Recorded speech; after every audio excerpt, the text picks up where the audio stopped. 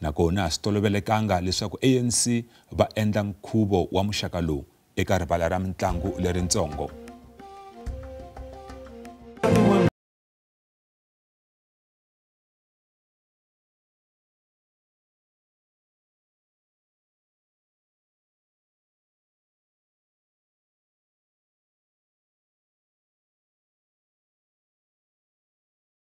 Nhlokomhaka ya namuntlha hina xirho nkulu xa vandla ra ANC Joe Maswanganyi. Tatana Maswanganyi ri perile na ku mi amukela eka Ngula ya Vutivi. Ri perile tatana Ngoveni. A hi langutiseni tatana Maswanganyi, mi vona onge hikokwalaho ka yini vaaki va fanele ku ya emahlweni va tekela enhlokweni switshembiso swa minkhuvo ya mixaka lowu ku ve vandla ra ANC ra ri hava vulawuri lebyi hetisekeke bya ku fambisa mfumo? Vandla ra ANC hi rona sweswiwani ri nga rhanga emahlweni aka mfumo wa nhlengelo. Ri na almost 72% ya tiministara. So loko hi ku vandla leriwani hi rona ri nga ku rhangeleni hi vulavula hi tinomboro, a ku na party ta ku kusuhana na ANC hi ti-percentage. ANC yi na 40%, leti hinkwato ti taka half ya yona. So ntirho lowu wa January 8 wu sungule hi 1972 hikuva loko President Oliver Tambo a ku ri a hi tlangeleni siku ra ku velekiwa ka ANC ku nga ti 8 ta January ta 1912. Bandla leri ri humesi vanhu a vukhumbini. Namuntlha vanhu va vula hi muxe loko a humesa va Israel a Egypt. So why fane hi nga vulavuli hi ANC leyi nga humesa vanhu aka apartheid? Aka loko mi langutisa onge vandla ra ANC ri swi kotile ku fikelela ntirho wa ku humesa vanhu a vukhumbini. Loko mi langutisa mbona onge ntirho wa muxaka lowu wa ha ri na nkoka ku fika kwihi namuntlha? Wu na nkoka hikuva namuntlha hi vulavula hi more than 80% ya gezi leri ri nga fikelela aka vanhu kaya ka hina. Hikuva hi nkarhi wa xihlawuhlawu gezi a ri ya a hosini, ri ya ka principal, ri ya na le mapurasini ya valungu. Vanhu va ntima loko u ya tindhawini ta va Everton va kwihi lomuya va Vaal na va Alexander, a wu kuma ku ri i malahla ntsena ndhawu liya hinkwayo. Le makaya vanhu va tirhisa tihunyi na yini, mati ma nga va ma xota laha na laya, mara ku na ku cinca swinene aka situation leyi namuntlha vanhu va tikumeka va ri ka yona. Hina van'wani a hi kotangi ku ya na le tiyunivhesiti hi nkarhi walowuya hi mhaka mimfumo ya xihlawuhlawu ya ti-homeland. Mara vana va hina sweswi va kota ku fikelela yunivhesiti yin'wana na yin'wana, va na ti-NSFAS, va na malunghelo hinkwawo lama a ma nga ri kona hi nkarhi wa xihlawuhlawu. No tshaha swintsongo swa kona, mara swi tele leswi swi nga tsariwa aka census 22 leswi kombaka ku ANC yi tirhini, yi endlele vanhu tiyindlu emadorobeni na le makaya. Hi lava vana ku na ti-child support grant, ku na swakudya leswi vana va dyaku eswikolweni. A hi ali ku swiphiqo swa ha ri kona. Hi swona leswi endlaka ku tshama ku ri na mfumo, swi nga endleki ku tshama ku nga ri na mfumo wu ta lunghisa swiphiqo leswi vanhu va nga na swona. Nkulukumba Maswanganyi, ha swi twa kumbe ha yi twa migingiriko ya kahle leyi mi yi hlamuselaka leyi nga endla hi vandla, kambe loko mo langutisa nseketelo wa vandla wu tshamela ro ya ehansi? Vanhu va na choice, i democrat. A ni ne le America mi swi vonile last time ku wine Joe Biden, sweswi ku wine Trump. So there's nothing wrong loko vanhu hi nkarhi wo karhi va chusa tiphati to karhi ku ti va fambisa. Endzhaku ka nkarhi wo karhi va nga tlhela va vuyisa phati yaliya ku a yi teni ta hi fambisa. Lexi hi fanele ku hi khensa xona i ku laha South Africa aka mfumo lowu hi nga kona wu rhangelaka ANC ku hava dictatorship. a ku na mfumo wa masocha a ku na mfumo wa ku xikombekombe endlani yini. So loko vanhu va votela phati yin'wana a hi swi amukeleni hikuva i malunghelo lama hi nga ma lwela ku ri vanhu va va na wona. Hi nga voni nga ku swin'wana swi hoxekile a ku hoxeka nchumu hi xo xidemokirasi xelexo. Okay, a swi tolovelekangi ku va vandla ra ANC ri tlangela nkhuvo wa muxaka lowu eka rivala ra mitlangu leritsongo ra ku fana na leri sweswi mi nga eka rona? Lembe na lembe ha cinca hi ndlela leswi nge i rotation system. Lembe leri nga hela hi Mpumalanga leriwani hi ta Western Cape. Vanhu va la hi vona va nga kombela ku a hi yeni le a Khayelitsha hi ya tlangela kona kwele ku nga na vanhu va lava va nga ku xanisekeni hi mfumo wa lowu nga kona kwala wa ka Jan van Riebeeck. So a ku hoxeka nchumu loko hi ya tlangela kwele a groundini a Khayelitsha. Loko lembe leri taku ya ka province yin'wana yona province yaleyo a hi yeni kwihi hi ta landza leswi va hi kombelaka ku hi endla swona. Mara namuntlha hi tirha aka digital space. Ntirho a wa ha voniwi ntsena hi vanhu lava nga tala groundini. Loko president a vulavula i ta va twiwa misava hinkwayo hi mhaka hi na social media hi na digital space hi na tithelevhixini. Swilo swi cincile a swa ha fani na khale a ka ha ri ti-radio ntsena then ku ta ti-TV. A hi twisiseni ku to va na vanhu vo karhi lava nga ta va ri laha groundini mara lava vo tala hi laha va nga ta vona president aka va mavonakule ya tifoni na tithelevhixini. A hi langutiseni xifundzankulu xa Western Cape laha ntirho lowu nga kona. Mbona onge ma ha ta tlhela mi swi kota ku teka xifundzankulu lexiwani xi vuyela aka vulawuri bya vandla ra ANC? Political party yin'wana na yin'wana loko yi ze yi va yi ri tipolitikini ntirho wa yona i ku lava ku fuma a mo ta ku va tipolitikini for the sake ya ku va ma tipolitikini. So i xikongomelo xa hina ku va hi kuma ti-province hinkwato ta 9 hi le ku tirheni hi matimba swinene ku ri hi tlhela hi lwisa mfumo lowu ku nga kona. A ni tivi ku vanhu va tshama va ta lava nge hi le Khayelitsha, Gugulethu, Langa, Khayamandi na kwihi va ta vona vusiwana lebyi byi endliwaka hi mfumo wa DA lowu tekaka vukorhokeri wu yisa lomuya va Bishop's Court va Camps Bay na hinkwavo lomu ku nga na swifumi va siya laha ku nga na vusiwana. Sorry ku mi khoma nomu. I ku lwela ku tlhela hi vuya aka mfumo. Sorry ku mi khoma nomu mara loko mo langutisa swidakani na kwala Joni swi kona na hambi mi ya aka swifundzankulu swin'wana leswi fambisaka hi vandla ra ANC swidakani na kho swi kona.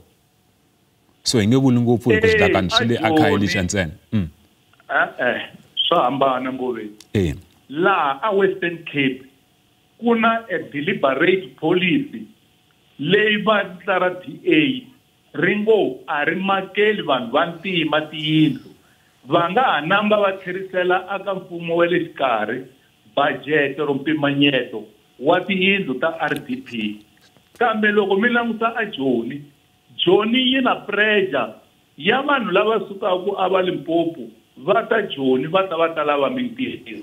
Ene budget ya Joni or ya Gauteng hinkwayo ya spendiwa ku va ku ri vanhu va nyikiwa tiyindlu. Loko mi languta Gauteng yi hava misava ku fana na Western Cape. So swiyimo leswimbirhi a swi fani swa hambana. Okay, a hi langutiseni nkulukumba Masanganyi na kulori wa n'wi wa khale na khale ku nga SACP mi ya aka nkhuvo lowu va ha ku tivisa ku va lava ku mi sukela? Va vulavule ku va lava ku ta endla ku na vona va hoxa xandla or va nghenelela ka timhaka ta ti-local government election. So leswi ta ha ri kukulu leti nga ta lembe leri taku hi ta twa hi vona mara hi tiva ha ha ri na xinakulori na vona. Loko ku ri ku va lava ku nghenelela aka ti-local government election a ku na nchumu xi va a ri kahle va na lunghelo relero mara ku fikela sweswi hina hi tiva ha ha ri na vuxaka na vona na COSATU leswi hi swi vitanaka ku i tripartite alliance ta continue hi va na vuxaka na vona hi lwela ku ri vanhu va ntima va chuxeka ku fikelela amakumu. Xa ku hetisela a mi voni ku onge swiphiqo swa n'wina tanihi vandla ra ANC swi ya swi ndlandlamuka hi ndlela ya ku halawani ma ku lahlekela hi nseketelo wa ku fambisa mfumo ku hetiseka na ku lori halawani nako wa msukela amboni ku onge swi ya swihlayanyana swintsongo ungabe uri le mrangeri wa political party ku chava mitlhontlho hi yona endla ku kota ku vona ku ri hi kwihi lomu ni nga bebisa hi kwihi lomu ni nga vamba so hi dyondza masiku hinkwawo ku ri vanhu va hi sola vanhu nkarhi wun'wani a va vhoti nkarhi wun'wani va vhota hi xiyimo xa le henhla i democracy so hi le ku dyondzeni ku loko next year hi ya ka ti-election tin'wana hi hi genge rin'wani ku ya mahlweni mara ntirho wa hina i ku va hi tisa ntshunxeko evanhwini record ya ANC ya 30 wa malembe ya ti vulavulela hi yoxe leswin'wana swi ta tshama swi kona ene hi ta swi lunghisa inkomo iKensin swinene nkulukumba Joe Maswanganyi xirhonkulu xa vandla ra ANC mi nga fambeli kule hisa emahlweni nongonoko endzhaku ka mavhengele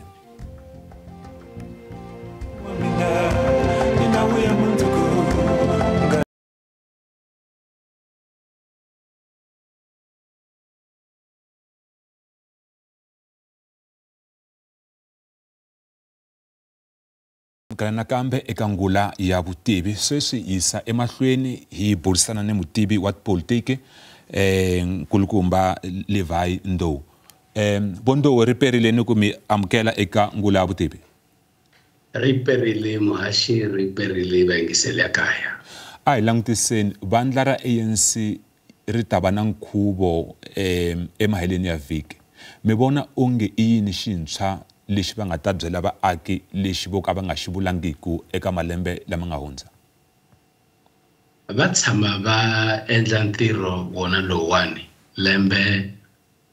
malembe hinkwawo ntirho lowani wa ku tsakela birthday ya ANC mara loko hi languta 2025 swilo swa kona swi ta hambana katsongo ANC a yi tirhanga kahle a ti-electionini ta 2024 May a yi toloverile ku ri nkarhi hinkwawo ANC ta kuma majority mara loko hi languta ti-election letiwani a yi swi kotanga ku kuma majority se sweswi va ta va tsakile va tsakela birthday ya ANC mara na vona va ta va swi languta swa ku ri kumbe va swi hleketa ku ri a va tirhanga kahle se sweswi swi ta lava swa ku ri loko va hlaya statement xa National Executive Committee ya vona va ta va vulavula hi mhaka ya ku ri va ta endla njhani ku ri va reconnecta na vanhu va aka ANC vuntshwa na ku ri vanhu lavaya va nga yi votelanga va hundzela ndzhaku va votela yona ANC sweswi swona swi ta lava ku ri national leadership iya ndzhaku a ti-provincini na ti-region na ti-branches va languta ku ri mhaka yi kwini kumbe problem yi kwini ku ri loko vanhu va famba va huma a rallyini a Khayelitsha va ta va teke message wa ku ri ku ta endliwa yini 2025 ku ya amahlweni na ku ri loko va ya at local government election ni va ta swi tirha njhani okay aka loko mi langutisa mi vona onge ANC ya ha ta swi kota ku tirha hi ndlela ya ku va tlhela va kuma matimba lama a va ri na wona khale swi mavokweni a ANC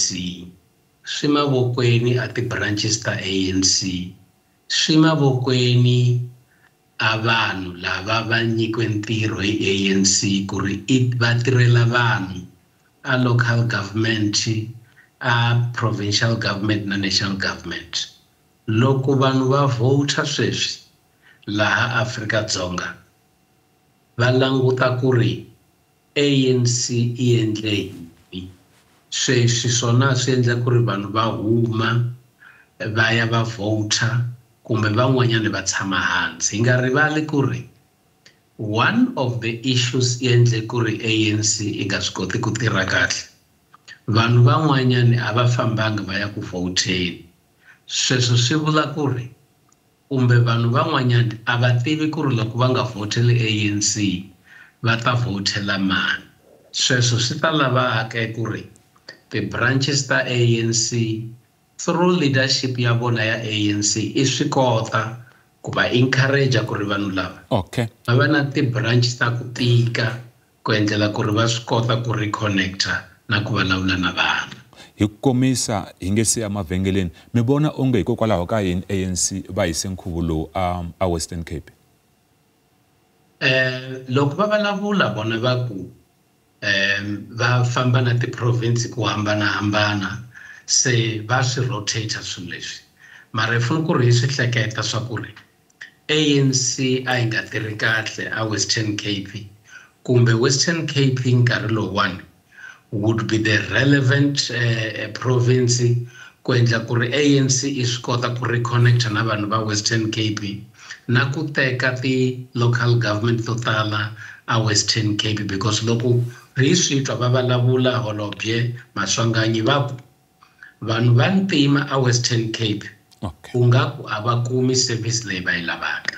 Okay, mi nga khomisa sweswo hi sungula hi hundza hi le mavhengeleni.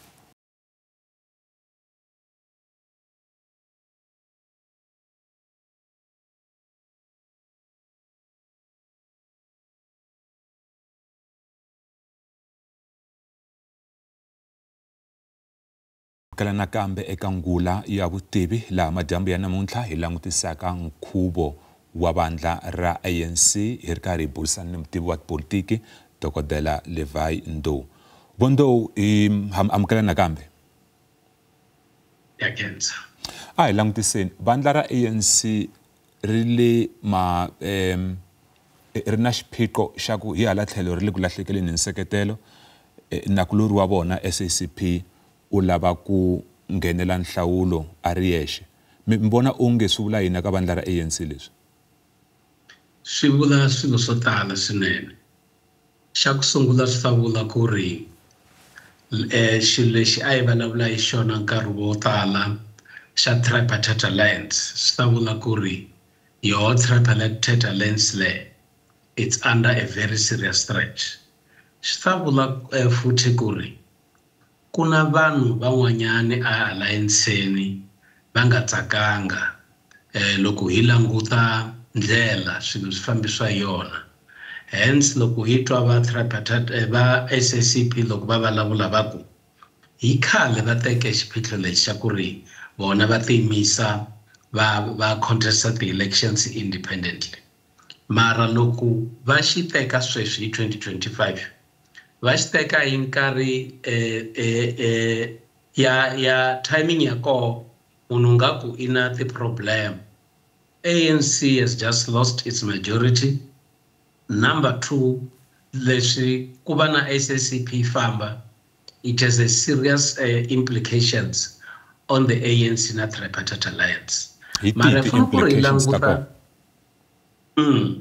fana ku ri languta swa ku ri SACP na yona loko I hleketa swa ku contesta elections independently, na yo I ta lava ku ri I va na ntirho wo tala swinene, specifically loko hi languta swa ku ri ku na budget ku ri I va kona, va endla ku ri va ve na representation in every ward, va endla ku ri na vona va ve na ti-candidates that will be able to contest not ANC ntsena but to contest other political parties na ku amukeriwa hi vanhu. So u ta va ntirho wo tala swinene. Mara at a political level it has got serious implications loko hi languta Tripartite Alliance. Hi the implications ta ko aka vandla ra ANC? The implications a vandleni ra ANC ta ku swi na potential ya ku affect negatively support ya ANC. Loko ku vulavuliwa hi contest, obviously laha ku va na competition, and leswi ku va na competition vanhu va nga vulavuli about each other hi ndlela ya kahle. So where there is competition, possibility kulukumba ya ku ri kwava na enmity vanhu lava va nge twani. Mara the positive note ya ku ri leyi hi nkarhi ya ku ri kumbe hi vona ku ri support ya SACP injani, because in most instances a twa vanhu va ku SACP ina vanhu, SACP ina vanhu, kumbe lo ta va nkarhi wa kahle wa ku ri hi vona ku ri hini lexi SACP xi tisaka a alliance in terms of support. Okay, Dr. Ndou, mi vona onge President Ramaphosa va fanele va byela yini vaaki xa ku tiya lexi nga ta endla ku vandla ra ANC ri tlhela ri kuma nseketelo nakambe? Mbona onge i yini xa nkoka ngopfu lexi va nga ta byela vaaki aka nkhuvo lowu? Lowu hi nkarhi wa ANC wa ku ri va famba va ya va reconnecta na ti-branches na ordinary citizens va Afrika-Dzonga. Hi nkarhi wa ku ri president va ANC va vulavula na vaaki mhaka wa rebuilding ANC. Hi nkarhi wa ku byela vanhu swa ku ri ANC a yi fambisani, a yi lavi vanhu va endlaka swilo swi fambisana na ti-corruption. Hi nkarhi wa ku ri ANC yi endla swa ku ri vanhu va tirhelaka mimasipala ya hina va nga endli ntirho wa vona, ANC yi nyiketa assurance ya ku ri vanhu lava i ta endla ku ri va huma laha va ri kona kumbe va tirha swinene ku ri ku va na service delivery. Loko vanhu va nga vote. Dr. Ndou, hi khensi swinene nkarhi wa n'wina. Hi fike makumu ka nongonoko wa hina wa namuntlha. Loko mi ri na mahungu mi nga hi tsalela hi email eka ngula@sabc.co.za, Facebook na X hi kumeka hi mahungu ya Xitsonga eka SABC. Riperile.